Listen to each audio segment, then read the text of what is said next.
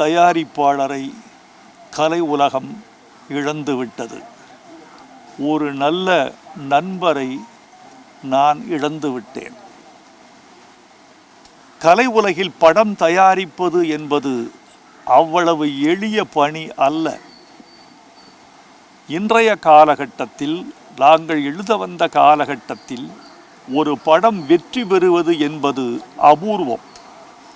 நிக்கார்ஸ் சக்கரவர்த்தி தன்னுடைய தோல்விகளையெல்லாம் புறந்தள்ளிவிட்டு நம்பிக்கையை முன்வைத்து பல படங்களை எடுத்திருக்கிறார். எனக்கு அவர் மீது ஓர் அன்பு என்ன தெரியுமா? அவர் எடுத்த படங்களில் பெரும்பாலான படங்கள் நானே எழுத வேண்டும் என்று ஒற்றைக்காலில் நின்றார். அவ்வளவு தமிழ் காதல் அவருக்கு. நடிகர் அஜித்தை வைத்து வாலி, முகவரி, சிட்டிசன், வரலாறு, வில்லன், ஆஞ்சநேயா உட்பட்ட 7 படங்களை தயாரித்தார். அந்த 7 படங்களுக்கும் நானே பாட்டெழுத வேண்டும் என்று விரும்பினார். எழுதி கொடுத்தோம். அந்த காலத்தில் நட்பு தழைத்திருந்தது. ஒரு தயாரிப்பாளர் ஒரு பாடலாசிரியனை வேலை வாங்கி கொண்டு வீட்டுக்கு போய்விடுவது மட்டும் ஒரு வேலை அல்ல. எழுதிய வரிகளை ரசிப்பதும், அதை பாராட்டுவதும், கொண்டாடுவதும், அதை மீண்டும் மீண்டும் மேற்கோள் காட்டுவதும் ஒரு தயாரிப்பாளருக்கு கைவந்த கலை அல்ல. அந்த கலை நிக்கார்ஸ் சக்கரவர்த்திக்கு கைவந்திருந்தது. வரிகளை உச்சி மோந்து உவந்து பாராட்டுவார். ஒரு நல்ல தயாரிப்பாளரை நாம் இழந்து விட்டோம். நல்ல நண்பரை நான் இழந்து விட்டேன். அவர் பெயரை காலம் சொல்லும், கலை சொல்லும் என்று நம்புகிறேன். அவரை இழந்து வாடும் குடும்பத்தாருக்கு என் இரங்கல், நண்பர்களுக்கு என் ஆறுதல், கலை உலகத்திற்கு என் ஆழ்ந்த ஆறுதல்.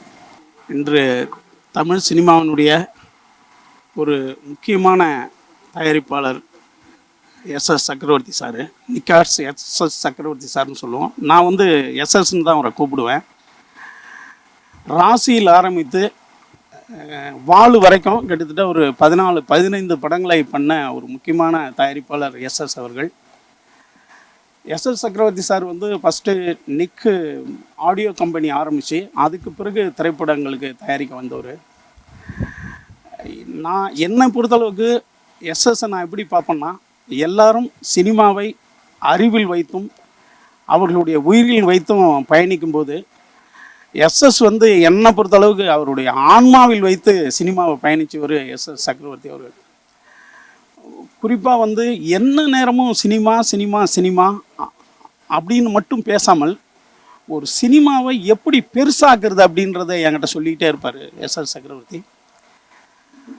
எஸ்எஸ் ஒரு நாள் என்கிட்ட சொன்னார், யோ சிவா, சினிமா கையில் நம்ம இருக்கக்கூடாதுயா, நம்ம கையில் சினிமா இருக்கணும்யா அப்படின்னு ஒரு நாள் சொன்னார்.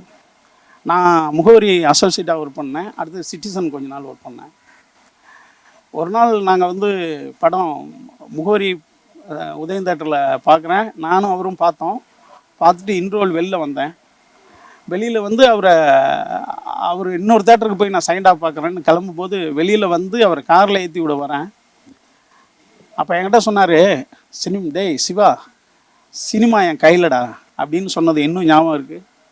அன்னைக்கு அதை சொல்லும்போது முருகதாஸ் சார் கூட இருந்திருக்காரு. இப்போ முருகதாஸ் சார் வரும்போது அதான் சொன்னார், சிவா இதை சொல்லும்போது நான் கூட இருந்தேன் சிவா அப்படின்னாரு. அந்த அளவுக்கு சினிமாவை மிகவும் நேசித்த ஒரு மாபெரும் மனிதர் எஸ்எஸ் சக்கரவர்த்தி. ஒரு சினிமாவை சின்னதாக ஆரம்பித்தா அதை பெருசாக எப்படி ஆக்கணும், பெரிய கேமராமேன், பெரிய டெக்னீஷியனை போட்டு பண்ணணுனியான்றது தான் அவருடைய எண்ணமாகவே இருக்கும். குறிப்பாக புதிய இயக்குநர்கள் தான் அறிமுகப்படுத்தணுன்னுவார். ஒரு இடத்தில் கூட ஒரு டைரக்டர் அவர்கிட்ட பண்ணிவிட்டு பெரிய ஹிட் பண்ணிட்டு போயிடுவாங்க. அவரை திரும்பி நான் கூப்பிட மாட்டேயான்னு சொல்லுவார்.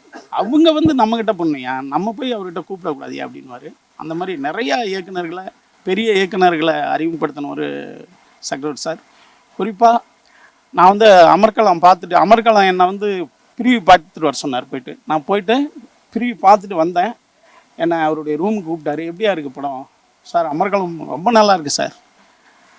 இதே மாதிரி கதை தான் என் முருகதாஸ் சொன்னான், அவனை நம்ம வந்து டைரக்டர் ஆகணுயா அப்படின்னு என்கிட்ட சொன்னது இன்னும் ஞாபகம் இருக்குது. இப்போ கூட நான் முருகதாஸ் சார்கிட்ட சொன்னேன், அவரும் சொன்னார், அதுக்கு பிறகு தான் என்னை கூப்பிட்ருக்காரு அப்படின்னாரு.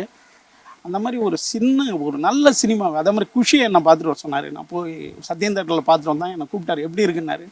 சார் பெரிய ஹிட்டு சார், படம் ரொம்ப நல்லா இருக்குது சார் குஷி அப்படின்னேன்.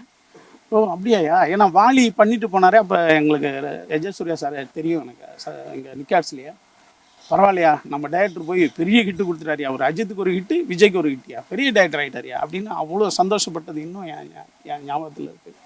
அதே மாதிரி என்ன மியூசிக் கேட்டுக்கிட்டே இருக்க சொல்லுவார். என்ன அவர் ஆஃபீஸில் வந்து பெரிய ஒரு மியூசிக் சிஸ்டம் வச்சுருப்பார். அவ்வளோ இங்கிலீஷ் கேசட்டை கொடுத்து என்னை பார்த்துட்டு வர சொல்லி கேட்டுக்கிட்டே இரு, எந்த பிட்டுலாம் நல்லா இருக்குன்னு என்கிட்ட சொல்லுன்னு சொல்லுவார். என்ன நான் ரொம்ப சாரை மிஸ் பண்ணுறேன். இடையில அவருக்கு உடம்பு சரியில்லைன்னும் போது நான் வந்து அவரை மீட் பண்ணணுன்னு ரொம்ப முயற்சி பண்ணேன். அவர் பையன் ஜானிக்கிட்ட கேட்டேன், அவர் பிரதர் ராஜாக்கிட்ட கேட்டேன். இல்லை இப்போ யாரும் என்னை வந்து பார்க்க வேணாம், இந்த நிலையில் நான் யாரையும் பார்க்கக்கூடாது. ஏன்னா நான்லாம் வந்து அப்படி பார்த்துருக்கேன், அவரை சாதாரண அசால்ட்டாக அடிப்பார். எதையும் வந்து பயா சினிமா நம்ம கையிலையான்னு சொன்ன ஒரு மனிதர் இப்படியே நான் பார்க்கும்போது எனக்கு ரொம்ப வருத்தமாகவும், வாழ்க்கை எதை நோக்கி போகுதுன்றது ரொம்ப வருத்தமாக இருக்குது. அவர் என்கிட்ட சொல்லுவார், எப்படியோ ஒரு வயசு போச்சுன்னா அவனுக்கு 1 கோடி ரூபா போச்சுன்னு அர்த்தம்யா அப்படின்னு சொல்லுவார், சினிமாவில் இருந்தா அப்படின்வார். அப்படி ஒரு மாமனிதர், அப்படி ஒரு சினிமாவை நேசித்த, ஒரு ஆன்மாவில் நேசித்த ஒரு மனிதரை மிஸ் பண்ணிட்டோம். அவருடைய குடும்பத்தாருக்கும் அவருடைய நண்பர்களுக்கும் என்னுடைய ஆழ்ந்த அனுதாபத்தை தெரிவிச்சுக்கிறோம். நாங்கள்லாம் இருக்கோம் உங்கள் குடும்பத்துக்கு, நிச்சயமாக எங்களால் முடிந்த நன்மைகளை பண்ணுவோம். கடவுள் துணை இருக்கார். நன்றி, வணக்கம். நான் தயாரிப்பாளர் சங்கத்தில் இருக்கேன். என் பேர் கவுந்தர் சொல்லுவாங்க. நிக்காட் சக்கரவர்த்தி நானும் ராசி படத்துக்கு வந்து முன்னாடி ஃப்ரெண்டு தராங்க. நான் வந்து ராஜாவின் பார்வையில் படம் எடுத்தேன். அப்போலேருந்து எனக்கு அஜித் சார் ஃப்ரெண்டு, சக்கரவர்த்தி அப்பா நட்பு, அப்படிலாம் நாங்களாம் ஒன்றா தான் இருந்தோம். இன்னைக்கு வந்து நான் வந்து சக்கரவர்த்தி சார் உடம்பு தெரியல, நான் நிறைய கூட வந்து பார்த்தேன். ராசி படம் வச்சு 13 படம் அஜித் வச்சு எடுத்திருக்காரு சார் படம். நான் என்ன சொன்னேன், இப்போ எம்ஜிஆர் காலங்களில் எம்ஜிஆர் அந்த ப்ரொடியூசருக்கு விட்டு கொடுத்துல நிச்சயமாக அஜித் சார் காதுக்கு போனால் நிச்சயமாக ஹெல்ப் பண்ணுவார். அவங்க ஃபேமிலிக்கு ஒரு படம் பண்ணி தரணும் அஜித் சார், அவங்களுக்கு ஃபேமிலிக்கு ஹெல்ப் பண்ணணும். நானும் ராஜான்பாலில் ப்ரொடியூசர், அஜித்தை வந்து நான் தான் ஃபஸ்ட்டு பாண்டியன் வான்மதிக்கு நான் தான் பாண்டியன் சார் இன்ட்ரடியூஸ் பண்ணேன். அப்போல்லாம் காதல் கோட்டை எல்லாம் வந்தது. நானும் அதுக்கெல்லாம் முன்னாடி எனக்கு முன்னாடி அமராவதி நம்ம சோடா பொண்ணுருங்க எடுத்திருந்தார் அமராவதி. அதுக்கப்புறம் நான் சுபாஷ் சார் சைமன் டைம் பவித்ரா பண்ணியிருந்த சுபாஷ் சார் அதே டைம் நாங்கள் 2 பேரும். ஏன்னா எனக்கு நான் என்ன பண்ணியிருந்தேன், ஆத்மா சாந்தி அடையணும். தலைவர் முரளியோட அறிவுறுத்தலையும் ராதாகிருஷ்ணன் கதிரேசன் சொன்னதுக்கு நான் வந்திருக்கேன். 3 இவர் சந்திரபிரகாஷ் ஜெயின் அவங்க சார்பாக வந்து அவருக்கு நான் அஞ்சலி பண்ணிட்டு போகிறாங்க. நான் அஜித் சார் ஒரே வேண்டுகோள் வைக்கிறேன், அவர் நிச்சயமாக பண்ணுவார். நல்லா நான் சொல்கிறேன், நான் பழகிய நண்பர் தான், கண்டிப்பாக பண்ணுவார். நிக்காட் சக்கர ஃபேமிலிக்கு நான் பண்ணித்தரணும், அவர் படம் பண்ணி தரணுன்னு கேட்டுக்கொள்கிறேங்க. நன்றி. மதங்களை கடந்த சிறந்த மனிதநேய பண்பாளர் சக்கரவர்த்தி அவங்க. அனைத்து கோயில்கள்லையும் போய் பிரார்த்தனைகளில் அனைத்து மதங்களுக்கும் சர்வ மத பக்திமானாக இருந்தவர். அவருக்கு இப்படி ஒரு சூழ்நிலை இவ்வளோ குறுகிய காலத்தில் வரக்கூடாது. அவருடைய ஆத்மா சாந்தி அடையணும். அவருடைய குடும்பத்தில் ஒரு ஹீரோவும் இருக்கார். அந்த குடும்பத்துக்கு அவர் சௌந்தர் சார் கேட்டுக்கிட்ட மாதிரி ஒரு படம் பண்ணி கொடுக்கணும். இல்லை அந்த குடும்பத்தில் இருக்க அந்த ஹீரோவை எடுத்து யாராவது ஒரு சிறந்த படம் பண்ணி அந்த குடும்பத்தை முன்னேற்றத்துக்கு நல்ல வழிவகை செய்யணும். என்னுடைய பெயர் திரவிய பாண்டியன், உற்சாகப்பட தயாரிப்பாளர். அவருடைய ஆத்மா சாந்தி அடைய இறைவனை வேண்டிக்கிறேன்.